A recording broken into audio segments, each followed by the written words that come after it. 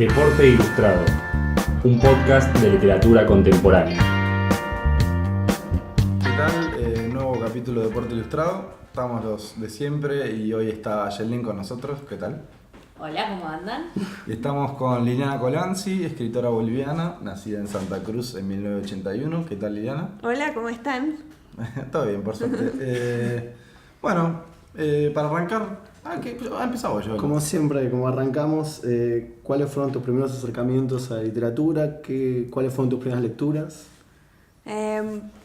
Bueno, uno de los primeros libros que recuerdo haber leído fue Alicia en el País de las Maravillas, cuando tenía, 7 u 8 años, y me deslumbró todo ese mundo loco que crea Lewis Carroll, ¿no? El mundo del absurdo, de la jerigonza, también los juegos de palabras. ¿Venís de familia lectora? ¿O? No, para nada. En mi casa se leía poco más que el cómic D'Artagnan y algunas revistas como Conozca Más o Muy Interesante, pero mi madre se dio cuenta de que a mí me gustaba mucho leer, entonces me compraba todo lo que yo le pedía, ¿no? Y en ese sentido tuve suerte también porque como no tenía mucho control, pude leer cosas que probablemente no me hubiera dejado un padre más responsable, ¿no? No era para la edad. Que no era para la edad, ¿no? Y que a mí me intrigaban mucho y que las tenía a mano, ¿no? No, en mi familia nadie estaba particularmente interesado. ¿Y en tu ambiente? En la lectura, y en mi ambiente tampoco, y es curioso porque mientras crecía no recuerdo haber frecuentado la casa de ningún amigo que leyera, por ejemplo, o que tuviera biblioteca siquiera, ¿no? Mi ciudad no es una ciudad que tiene muchas librerías, es una ciudad más en que la gente está más afuera, en una ciudad tropical, digamos, que no genera mucho las ganas de quedarte adentro leyendo, ¿no? En ese sentido yo era más una ave rara, ¿no? Que no me gustaba tanto estar afuera jugando o haciendo deportes, ¿no? Sino que me quedaba más en casa leyendo. Quizás tenga que ver un poco la timidez o cierto deseo más de la soledad, digamos, cierta tendencia a la soledad desde chica, que me favoreció esa inclinación, ¿no? a la lectura. La escritura, ¿cómo apareció? Casi al mismo tiempo también, ¿no? Cuando lees también te da ganas de imitar aquello que estás leyendo, y surgió casi como una forma de imitación o de copiar estos autores que a mí me gustaban. O sea que... Y la literatura adulta, como le llamamos, Lewis Carroll no es para nada, no es tan adulto.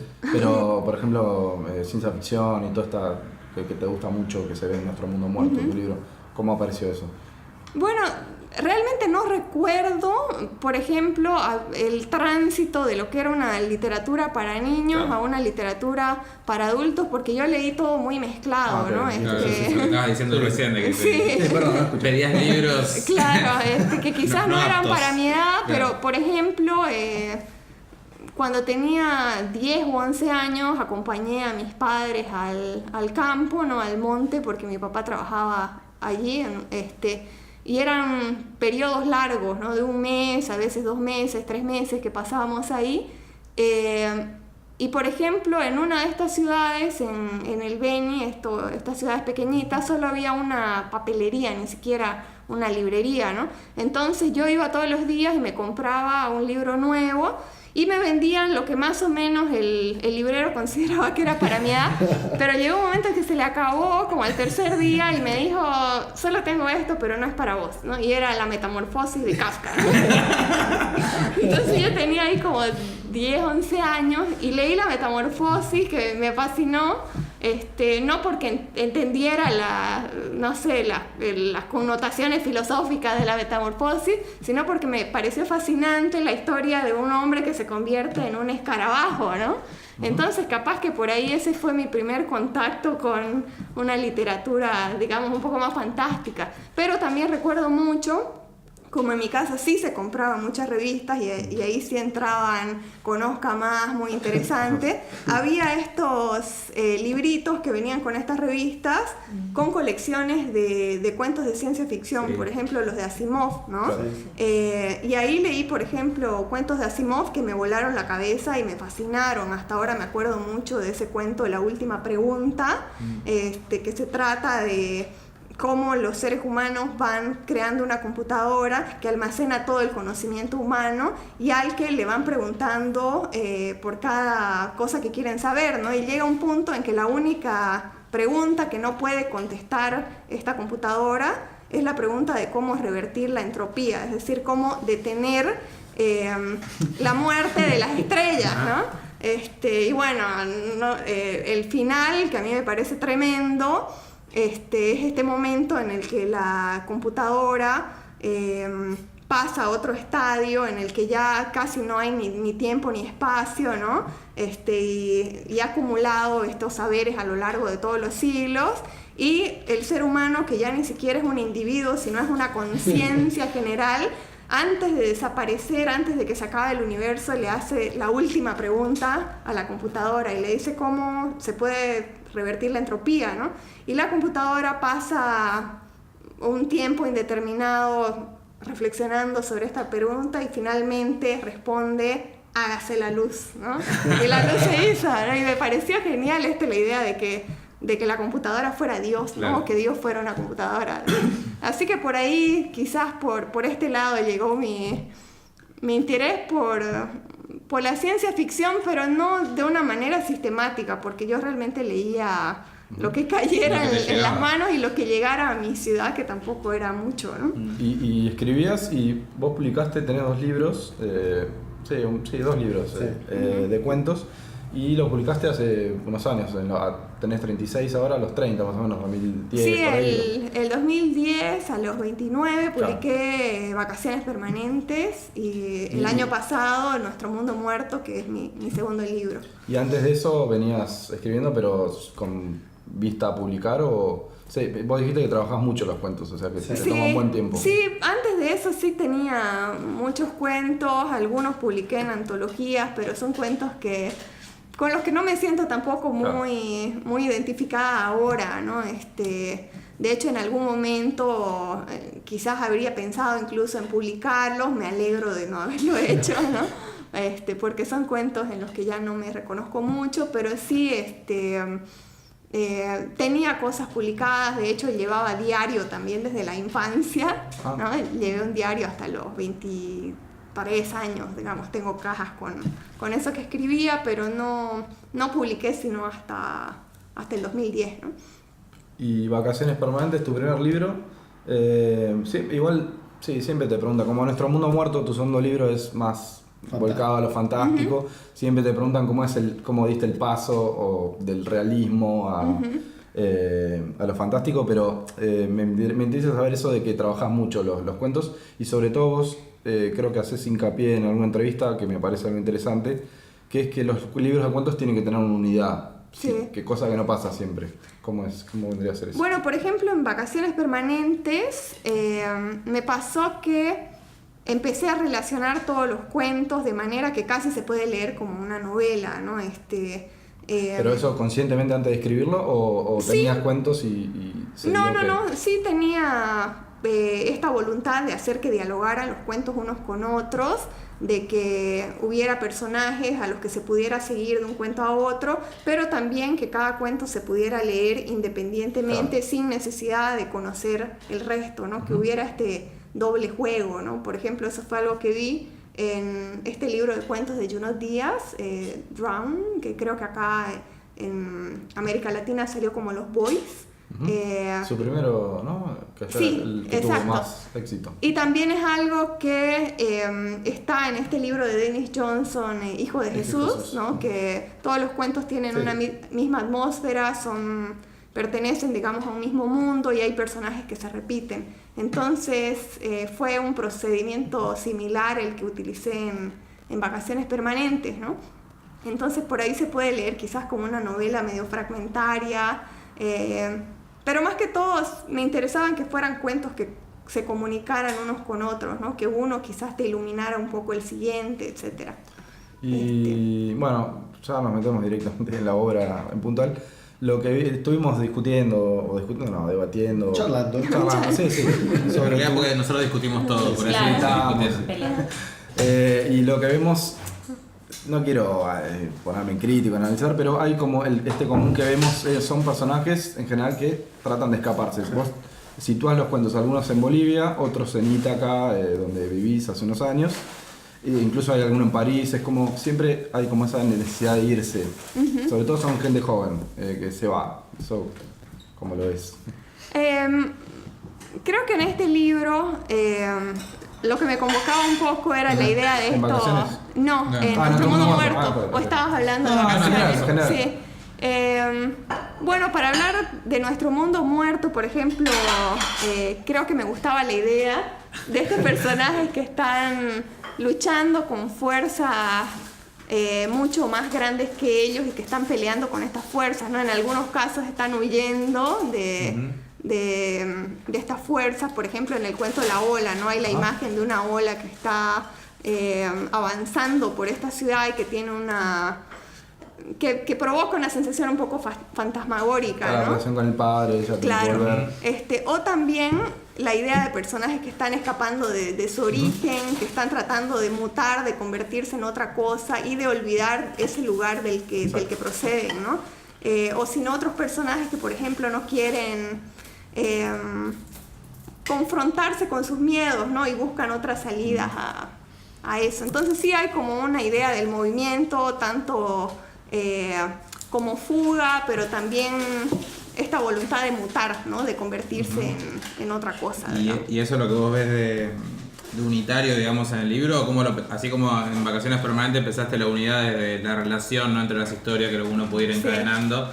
En Nuestro Mundo Muerto, ¿cómo lo pensaste, digamos, la cuestión de la unidad? Para mí, más que un tema, por ejemplo, es importante una atmósfera, ¿no? Una sensación común a todos los cuentos.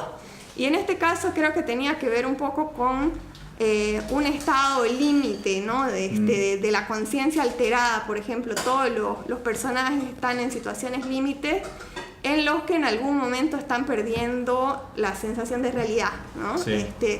La realidad se les está deformando, se les está desfigurando. Se corren los límites y ya no pueden reconocer, digamos, qué es lo real y qué es lo no real. Exacto, ¿no? Y es un mundo un poco fantasmagórico, en el que se puede ver la presencia de algo sobrenatural, pero que no lo he querido dejar de una manera explícita. También me interesaba que pudieran leerse como cuentos realistas. Claro, sí, eso lo charlamos en el sentido que parece que lo fantástico en realidad, el problema es que está en la mente de los personajes siempre. Claro. Entonces vos nunca sabés si en realidad lo fantástico está afuera o solamente está en la mente de ellos que solamente lo ven ellos. Exacto, Claro, y creo que tiene que ver eso con que me interesa más la manera como percibimos la realidad que la realidad misma, ¿no? Para mí es más interesante, por ejemplo, tratar de indagar o ponerme en la cabeza de alguien que ve un fantasma o que ve un ovni o alguna otra presencia sobrenatural, que determinar o explicarle al lector si existe el ovni o si existe el fantasma, ¿no? Para mí es mucho más interesante cómo sucede. Y para hablar sobre estos fenómenos también creo que es importante crear antes una atmósfera bien realista, ¿no? Es decir que bueno, para mí en cierto sentido son cuentos realistas también. Claro. Bueno, en Meteorito haces eso de una manera fascinante, digamos que nos metes en esa casa, ¿no? Nos metes en esa casa donde está esa pareja con el hijo que discutiendo. Un hombre bastante, que toma pastillas para cazar. Claro, toma pastillas para cazar y aparece este muchacho que dice que se comunica con los extraterrestres y es como todo muy cotidiano, muy simple, pero al mismo tiempo ahí aparece algo que interviene y te rompe todo ese mundo. Claro, y ahí por ejemplo también quise introducir así la idea de este meteorito que está cayendo al principio, que se está acercando a la Tierra, y ese tránsito dura, no sé, millones de años, ¿no?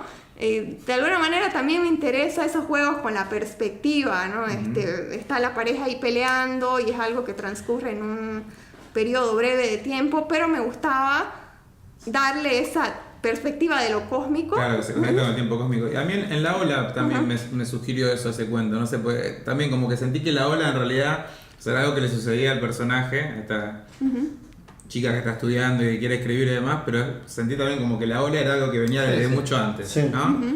También en un tiempo cósmico lejano y que Incluso venía a abrazar todo. habla de la ola Anita acá, que se suicidan varios estudiantes, que después te queremos preguntar eso porque es interesante el mundillo ese. Sí, creo que hablando un poco de la atmósfera de este libro, por ahí la podría definir como una especie de vértigo cósmico, ¿no? Y por eso están también ahí estas presencias como el meteorito que se acerca a la Tierra o la ola también que recorre la ciudad. Y me interesa justo ese cambio de perspectiva, ¿no? De lo particular, de las historias pequeñas, digamos. Pero al mismo tiempo esta gente común y corriente se está enfrentando a esta especie de resaca existencial cósmica, ¿no? Que tiene un componente así mucho más grande que ellos, digamos. A mí me parece interesante lo que haces en tus cuentos, esa operación de digamos, la parte como ciencia ficción de pensar, no sé, Marte, y además pensar también como cuestiones del orden de lo nativo, de algunas leyendas o de algún tipo de... Eso tiene que ver con, en alguna entrevista te preguntaron sobre eso y dijiste que habías tenido como relatos de tu nana, ¿puede ser? De cuando eras chica. Bueno, ¿hay alguna influencia de eso en estos cuentos? Sí, un poco. Segundo libro. Quería trabajar también con la oralidad y con todas estas historias que se escuchan mucho en Bolivia, ¿no? En la vida cotidiana, que tienen que ver, digamos, con historias de la gente del campo, de los indígenas, que en muchos casos son tratadas como superstición o como saberes que no tienen ningún tipo de valor, y que para mí son importantes porque son historias también con las que nos criaron y que forman nuestro imaginario, pero que en cierto momento, por ejemplo, la gente las rechaza, ¿no? Como algo que no sirve, como algo que es simplemente superstición, que no tiene, digamos, ningún valor, ¿no? Pero que para mí están llenas de un poder así simbólico, poético, con mucha fuerza, ¿no? Considerando que ahora, por ejemplo, no estás viviendo en Bolivia. ¿En Bolivia cómo lo leyeron estos cuentos? ¿Qué tipo de repercusión te dieron? Esto me resonaba de algún lado de mi infancia, o no, ¿cómo vas a hablar de collas? Bueno, por ejemplo, en el cuento al que te refieres, Alfredito, creo que más lo leyeron porque este cuento está basado está dedicado a Alfredo Parada Chávez, que era mi compañero de colegio y que murió a los 10 años. Entonces algunas personas me preguntaban, ¿no? ¿Por qué lo pusiste ahí al hermano Vicente? O sea, lo leían un poco más de lo autobiográfico, que justamente es la parte que menos me interesa a mí en un cuento, ¿no? Quizás puedo usar un escenario. Claro, pero no se te pensó así como, hay una revalorización acá de, no sé, No hubo como comentarios así como, bueno, qué bueno que estás poniendo algo que tiene que ver con nuestras raíces, no sé. No sé si hubo realmente esa lectura, ¿no? Por lo menos no desde mi ciudad. En alguna entrevista decís que Alfredito tiene como alguna influencia o se basa en alguna canción de una banda argentina. Sí. Es Johnny B, ¿no? Sí. Pasa que el 2013, cuando estaba escribiendo ese cuento, andaba escuchando mucho las canciones de Él mató a un policía motorizado. Entonces, como ejercicio, lo que quise hacer fue tomar esta canción Johnny B, que para mí tenía, no sé, me provocaba una sensación de anhelo muy grande, ¿no? De pronto Santiago Motorizado está cantando esta canción tan cortita porque tiene apenas 4 frases, ¿no? Que dice: Johnny, ¿dónde estás? Te extrañamos, ¿dónde estás? Y de pronto ahora sí conecté. La música y estas pequeñas frases me retrotrajeron a este recuerdo de la infancia, de cuando un compañero mío murió a los 10 años, y al recuerdo de lo que fue haber asistido a este velorio a los 10 años y no saber dónde estaba mi amigo, verlo en un cajón, pero no entender necesariamente que estuviera muerto, ¿no? Yo tenía la idea de que iba a volver la semana siguiente a clase y él iba a volver a sentarse ahí, ¿no? No conectaba la idea del cajón con la idea de no verlo nunca más, pero por otro lado me lo tomaba de manera muy natural. Un recuerdo que tengo del velorio es que estábamos contando chistes, porque no sabíamos muy bien lo que pasaba, y porque este compañerito era muy gracioso, era muy cómico, era travieso. Sí, incluso hay una ¿no? escena muy linda que es que él reparte alcohol y empiezan como a... No Sí. sé, digo, en el cuento por lo menos. Hablando del cuento. A los 10 años. Y bueno, Claro. lo que yo te quería... nombraste esto del pasado, de retrotraerse. Y en una entrevista dijiste, y lo asocio con tus personajes, que en general los personajes que están afuera no tienen nostalgia. Y que vos habías dicho en una entrevista, lo relaciono, que a vos la nostalgia en los libros de tu generación a veces te parece un poco, no sé cómo decirlo, aburrido, no, pero un poco pesado, digamos. Bueno, lo que pasa es que sí escribí un cuento o un libro de cuentos nostálgico como Vacaciones Permanentes, que trata un poco de esta relación padres e hijos y como cierta nostalgia por una época, digamos, y lo que me pasó es que después de haber escrito este libro se me agotó ese mundo y se me secó la nostalgia también, Habías ¿no? en esa misma entrevista de que el escritor tiene que ser un extraño. Claro, que no sé, la nostalgia también es un sentimiento conservador, ¿no? Claro. Porque habla de este deseo de conservar un pasado, de regresar a este pasado como este lugar o esta casa en la que hemos sido felices, ¿no? Cuando yo pienso que, no sé, la adolescencia o la niñez misma son lugares, son momentos terribles igual y muy violentos, ¿no? Que tendemos después quizás a idealizar o a recordar como épocas más felices de lo que probablemente fueron, ¿no? Creo que sucede mucho con la experiencia del colegio, de que, no sé, nos acordamos como una época linda tal vez, cuando el colegio para mí es una de las instancias más violentas, ¿no? Sí, más traumáticas. Y más traumáticas, ¿no? Y eso lo ves en varios libros de nuestra generación, digamos, 30, 20 y picos. Yo lo dije más como una autocrítica, Claro. incluso, ¿no? Que ya no me interesaba escribir desde ese lugar, digamos. A pesar de que no es un libro que idealice el pasado, ni Sí. mucho menos, sino simplemente, no sé, ya no quería como mirar este espacio pequeño de la familia, sino que quería conectarlo con otras fuerzas. Me interesaba Claro. explorar esa relación con otras cosas, ¿no? No sé, por ahí un poco relacionarlo más con nuestro pasado o nuestro presente colonial, ¿no? Con estas relaciones también entre ciudad y campo, Sí, está el choque. explorar un poco la naturaleza de lo real, porque antes eran cuentos realistas, también quería estallar un poco, ¿no? Si antes usé así voces muy claras de los personajes, lo que me interesaba esta vez era estallarlas, estas voces, intervenirlas con otras, estallar un poco el tiempo, ¿no? Introducir esta idea de lo macro y lo más pequeño. Es decir, lo que me interesa es no repetirme de un libro al otro, y creo que fue un esfuerzo consciente por romper lo que yo había hecho antes, por Conscientes. acabar con esa sensibilidad igual y explorar otra cosa, ¿no? ¿Y cómo Sí. se sigue después? No sé, es complicado porque justo ahorita estoy tratando de escribir algo nuevo y hay ecos también de este libro, entonces lo que me pasa es que empiezo a notar la proximidad con lo que ya yo he hecho, y me aburre, ¿no? Quiero algo nuevo, siempre me gusta empezar de cero, demoler lo anterior y empezar otra vez. Y hay un patrón en común que siempre que lo digo me dicen, bueno, pero en Bolivia hay mucho de esto, ahora va a entender, es el alcohol, sobre todo en gente mayor, hay varios cuentos que tienen en común eso, una relación con jóvenes con gente alcohólica. Y por eso me dicen, en Bolivia se toma mucho, bueno, pero... Yo ya no bebo.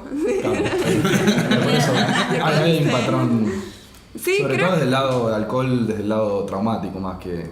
están en todas partes, ¿no? Por ejemplo, cuando trabajaba como periodista me tocó hacer una nota sobre el alcoholismo en Bolivia y leyendo los índices salía que Bolivia creo que era el primer país más alcohólico de toda Latinoamérica, ¿no? Pero también está en el imaginario simbólico, por ejemplo, en un autor como Jaime Sáenz, ¿no? Un poeta boliviano, El Bukowski. sí, boliviano.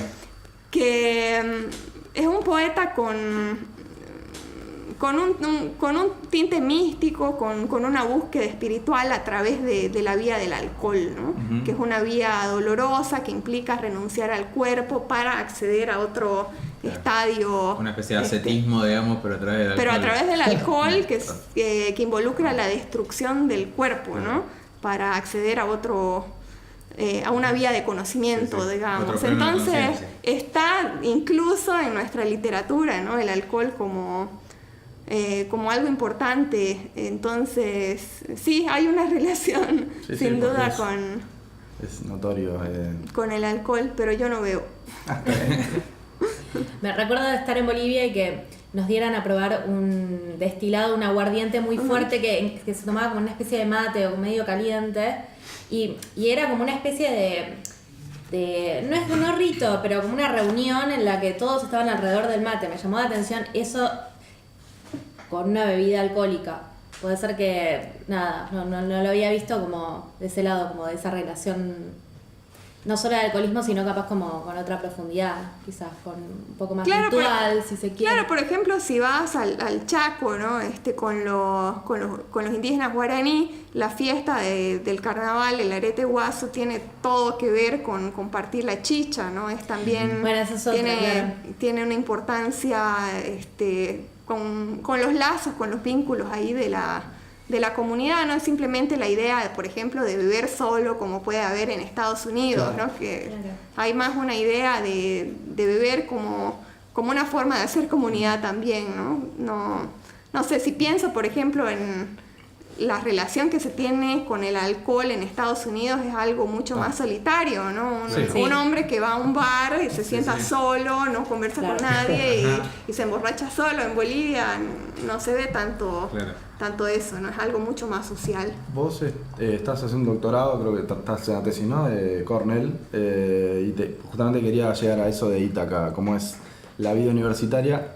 En algunos cuentos lo contás, sobre todo en La Ola, y dijiste en alguna entrevista que además la universidad reparte antidepresivos. Bueno, lo que pasó... Me interesa la vida... Sí. Yo entré a la universidad el 2010 a hacer mi doctorado en literatura comparada y el semestre anterior se habían suicidado 6 estudiantes ahí en el campus. En el campus, que se habían lanzado a unos acantilados que hay alrededor de la universidad. Creo que 3 o 4 se habían matado de esa manera. Creo que otro había tomado pastillas, el otro creo que se había ahorcado. Pero sucedió todo en un semestre, ¿no? Y además durante lo más crudo del invierno. Es una ciudad, Ítaca, en la que el invierno dura 6 meses, en la que se ve una blancura total alrededor del campus. Y en la que la gente también, una ciudad en la que la gente estudia mucho, que se encierra mucho a estudiar y que se exige mucho además. ¿Y las relaciones humanas ahí como con compañeros, cómo son? No, bueno, eso depende cada uno cómo lo viva, ¿no?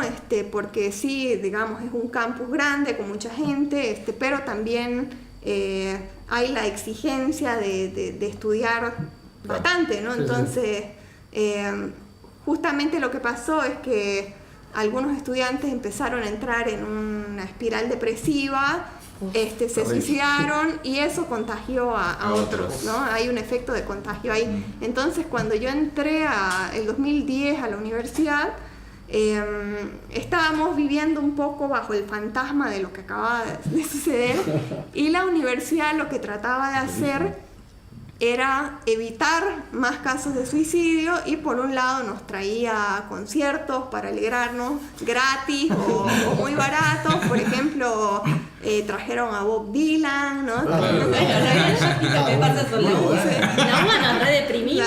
Sí.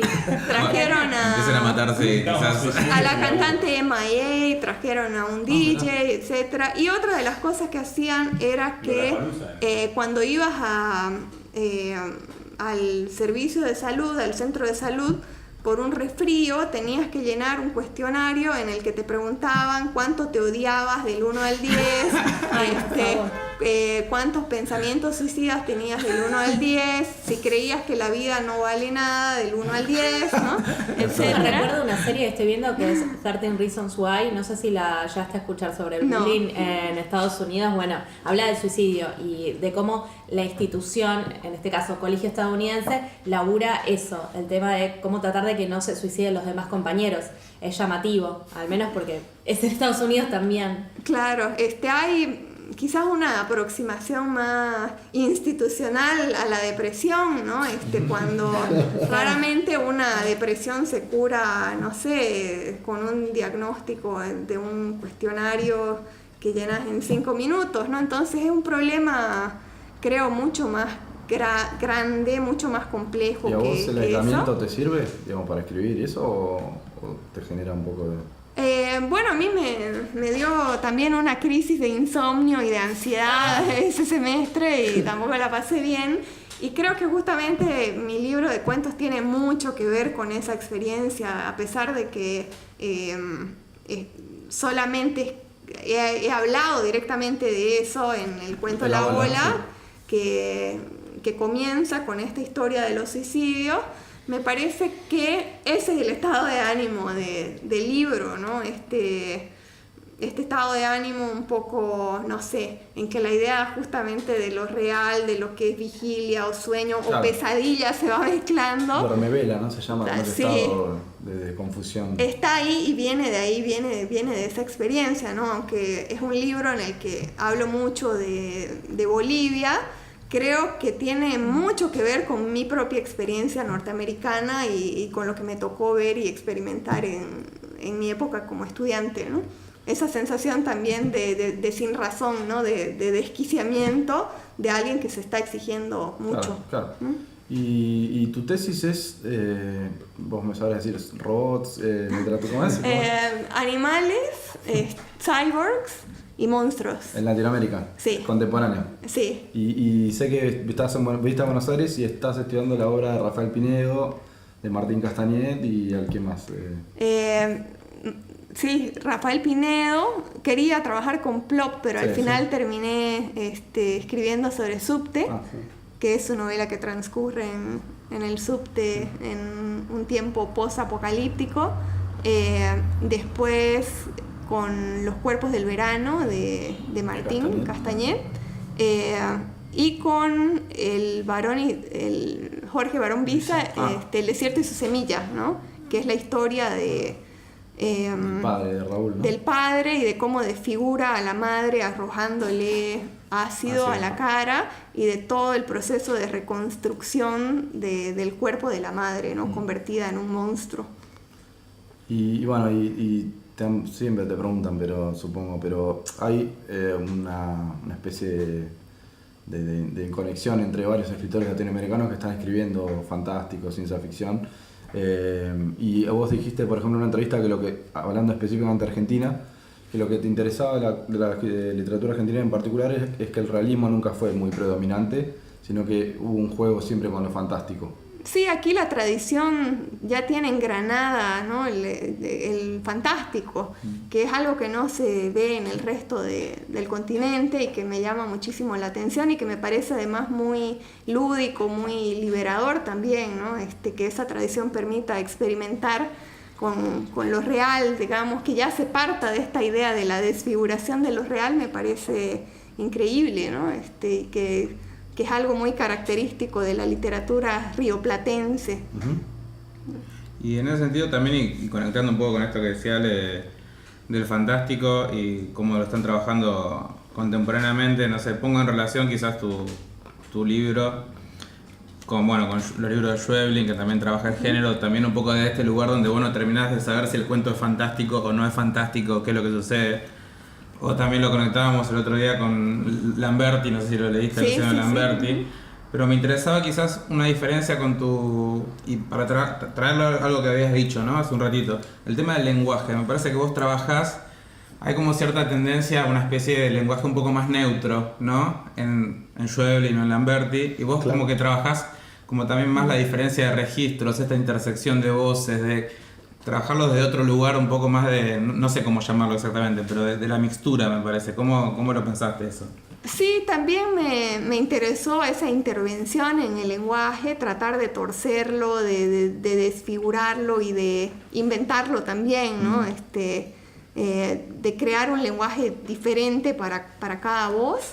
Y en ese sentido, por ejemplo, un autor que me gusta mucho y que crea un lenguaje propio es Guimarães Rosa, un brasileño, ¿no? En la manera en cómo él habla del sertón brasileño. Y crea un lenguaje para hablar de él. Me gustó mucho su trabajo con el lenguaje, ¿no? Y otra autora también que crea un lenguaje propio es Sara Gallardo en ese paso, ¿no? Sí. Que es increíble. Antes de meternos con Sara Gallardo, que sabemos que te gusta mucho, lo que sí, la diferencia de él nombrar a Schweblin, Lamberti, con Lamberti quizás el logro que podía haber en el futuro.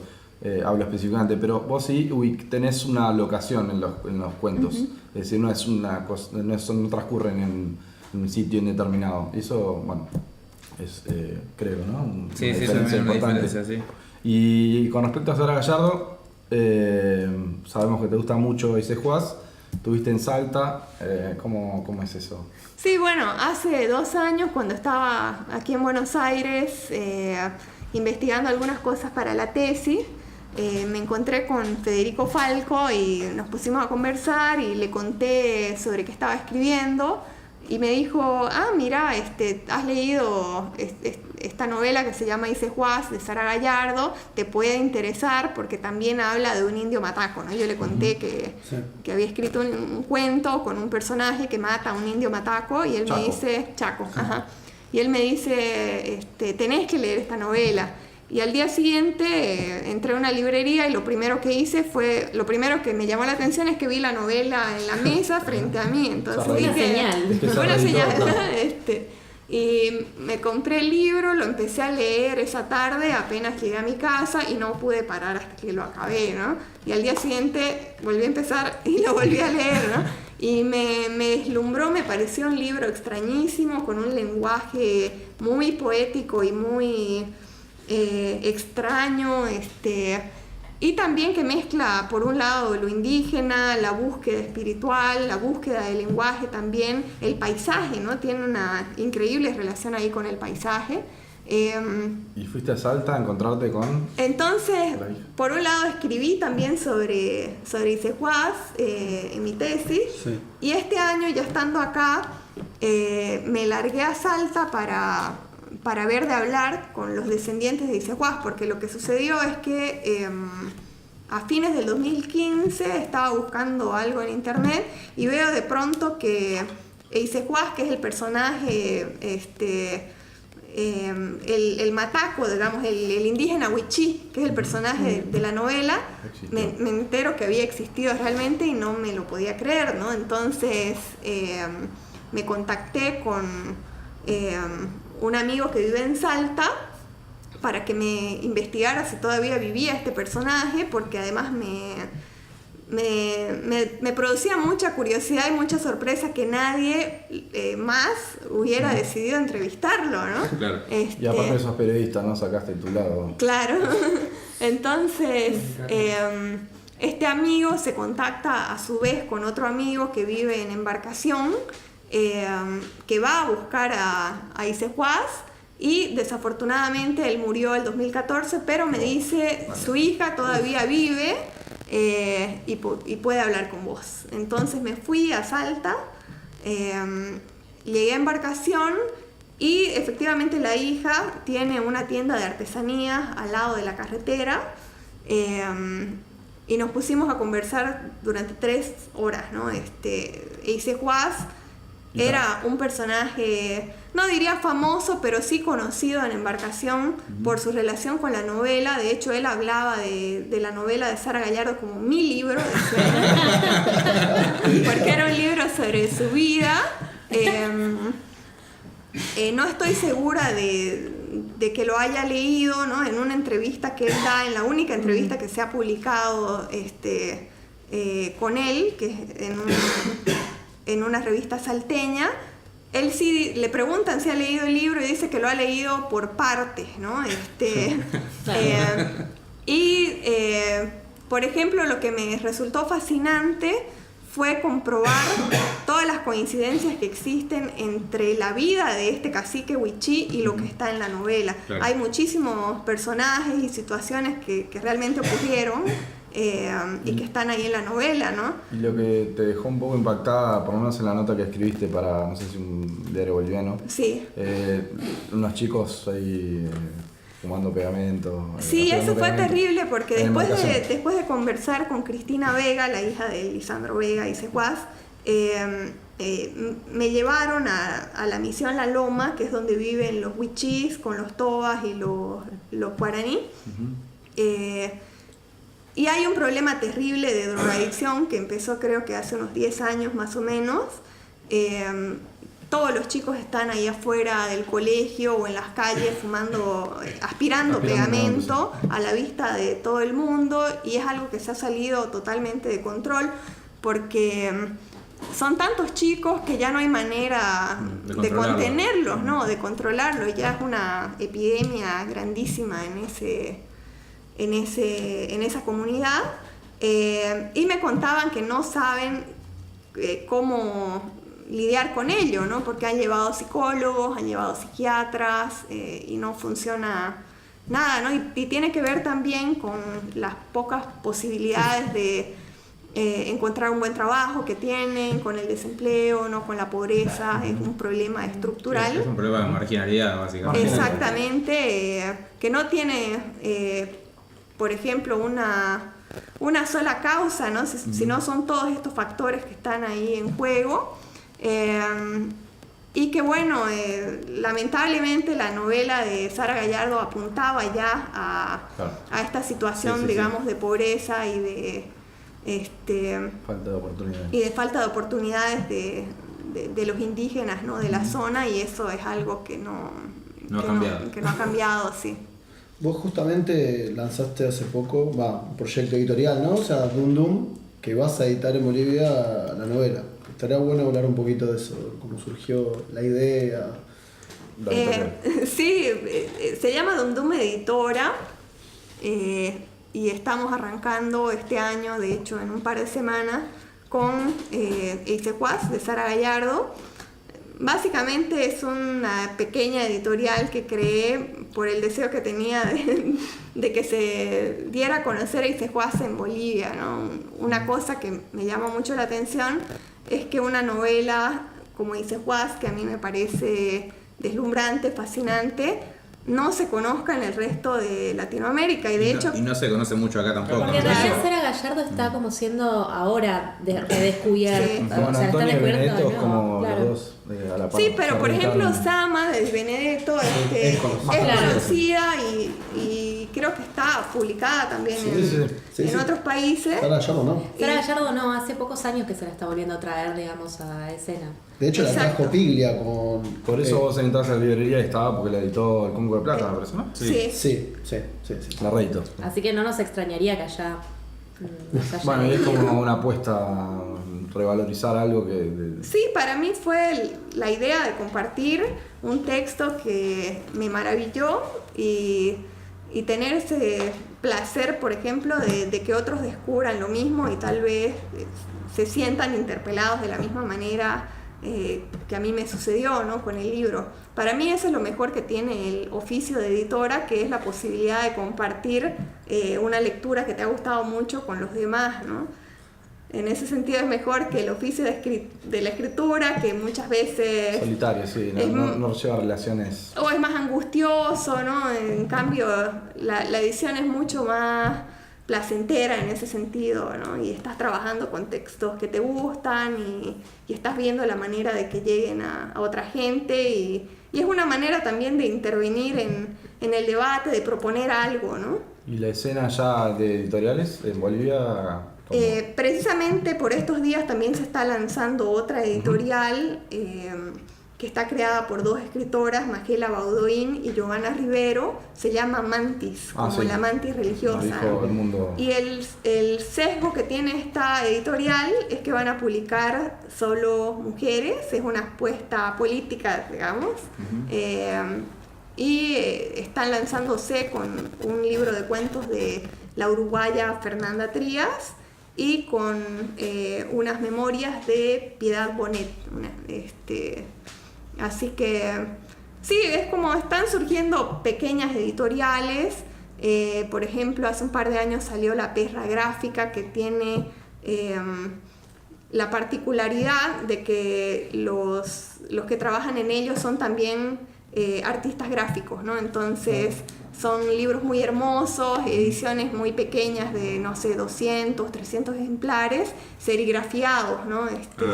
Y que tienen un trabajo muy particular con la ilustración, con los dibujos. Son pequeñas iniciativas que van saliendo por ahí, digamos, de manera más personal, ¿no? ¿La mayoría está concentrada en alguna ciudad específica, La Paz, Santa Cruz o...? En general es bastante federal. Los de, por ejemplo, Mantis es una iniciativa desde Santa Cruz, lo mismo que Dum Dum Editora. Después está, por ejemplo, en Cochabamba Nuevo Milenio, y en La Paz están, no sé, La Perra Gráfica, claro. El Cuervo, 3600, Plural, Gente Común, y alguna otra que no me acuerdo, ¿no? Hay este editorial igual que ha publicado un libro de cuentos que se llama Caja de Zapatos, de Isabel Maldonado, que también es una iniciativa de un librero, ¿no? Que justamente por esta voluntad de hacer conocer voces nuevas. ¿Y hay lectores, público lector de contemporáneo en Bolivia? Sí, hay. Lo que pasa es que no hay muchas librerías porque el mercado boliviano es muy pirata, ¿no? Y eso ha acabado con muchas librerías. En mi ciudad hace 15 años había 6 librerías y resulta que ahora hay 2, ¿no? Entonces, no sé, es un problema de impuestos, por ejemplo. Los libreros pagan muchos impuestos y de piratería también. Justamente sobre eso te quería preguntar, dijiste impuestos, el tema de cómo son las políticas culturales en Bolivia. O sea, por ejemplo, el gobierno nacional, o sea, la gestión anterior, el kirchnerismo, ha comprado libros a editoriales independientes, se han mantenido de ese modo algunas. ¿Cómo es en Bolivia eso? Si sucede, o hay una ley o algo. Lo que pasa en Bolivia es que hay una falta muy grande de políticas públicas que tengan que ver con reforzar la infraestructura cultural, ¿no? No hay apoyo, por ejemplo, a libreros, no hay apoyo a artistas, no hay una institución como el CONICET aquí, no hay fondos concursables para artistas, no hay becas de creación. Es decir, que los artistas están en una orfandad muy grande y cada uno tiene que buscársela por su cuenta, ¿no? Lo que provoca también que el que puede conseguir una beca afuera se va, ¿no? Claro. Lo cual es una pena también, porque, no sé, tal vez a mí me hubiera gustado más quedarme y escribir desde Bolivia, qué sé yo, pero no hay, por ejemplo, un sistema que te permita mantenerte viviendo de lo que haces, ¿no? De la escritura. Así que sí, hay una falta muy grande de políticas públicas al respecto. ¿Darías talleres de escritura? Sí. ¿Te interesa? Sí me interesa porque creo mucho en la escritura como un proceso colectivo, igual colaborativo. Mis textos, por ejemplo, se los paso a amigos, lectores en los que confío y dependen mucho también de esa otra mirada y de lo que ellos puedan ver que muchas veces vos como escritor no podés ver en ese momento, ¿no? Entonces, yo creo que sí es algo que se puede... No sé si la escritura se puede enseñar necesariamente, pero sí esa mirada de los otros te ayuda muchísimo al momento de poder editar un texto propio, ¿no? Y sí, de hecho en mi ciudad hace poco también empezaron 2 escritores a dar talleres, Maximiliano Barrientos y Magela Baudoin, y también Gabriel Chávez, un taller de poesía. Y cuando empezaron tal vez había cierto escepticismo de si es que a la gente le iba a interesar, porque no era algo que se hubiera hecho antes, ¿no? Y resulta que sus talleres se llenaron. Claro. Lo que sí te demuestra que hay un interés grande por este tipo de cosas, ¿no? Hace poquito salió la lista de Bogotá 39. Me gustaría que hablemos un poco sobre eso. O sea, ¿cómo te sentiste con esta especie de reconocimiento? Es un reconocimiento. Y si crees, o sea, ¿quién agregarías a esa lista? O sea, ¿qué otros escritores, o sea, sub 40 le falta a esa lista? Muchos, ¿no? Por ejemplo... Es una pregunta que hacemos de qué te gusta. Una pregunta mucho capciosa. de ahora.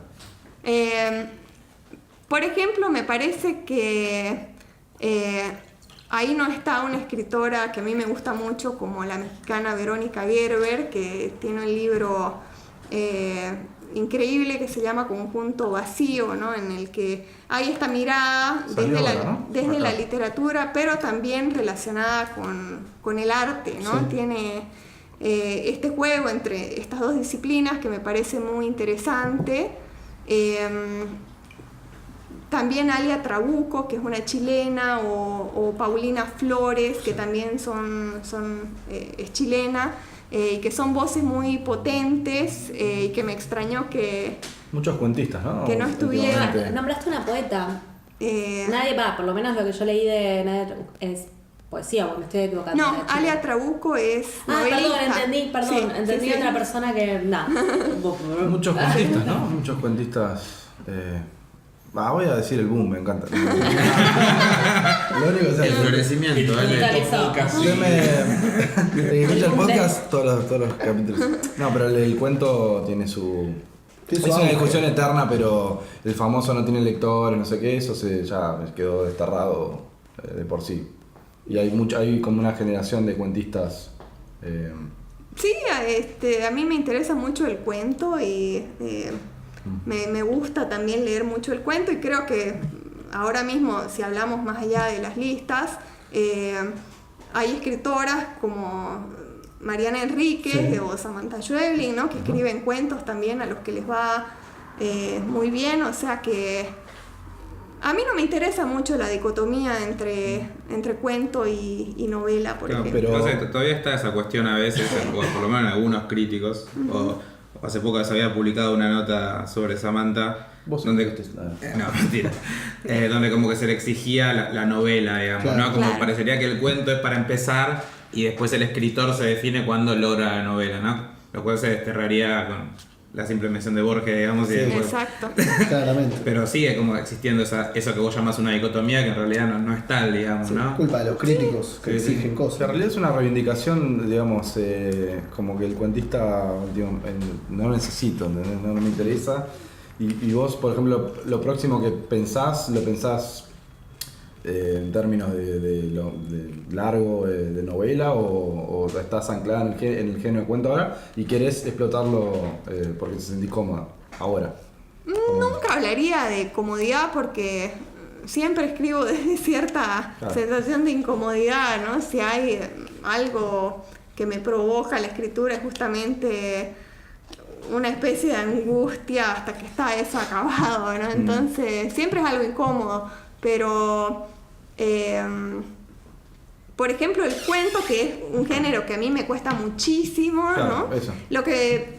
Quizás lo que me convoca a él es esta sensación de intensidad constante que tiene. Sí, no puede decaer, la novela tiene como sus partes. Sí, más. Pero no digo que la novela sea aburrida o que, qué sé yo, o no estoy hablando de la superioridad del cuento, sino de lo que me llama a mí como escritora, sí, ¿no? Me pasa que las veces que he tratado de escribir novela, tengo que prolongar quizás ciertas escenas o ciertos personajes y yo misma dejo de tener interés, ¿no? Claro. Yo misma pierdo el interés. Pero no es un problema que yo tenga leyendo novelas, sino justamente es una preferencia en la escritura misma. Sí me interesa experimentar con la novela, escribir una, porque creo que te permite también, no sé, desarrollar en un espacio más largo, digamos, algunas cosas que en el cuento por ahí quedan sugeridas, ¿no?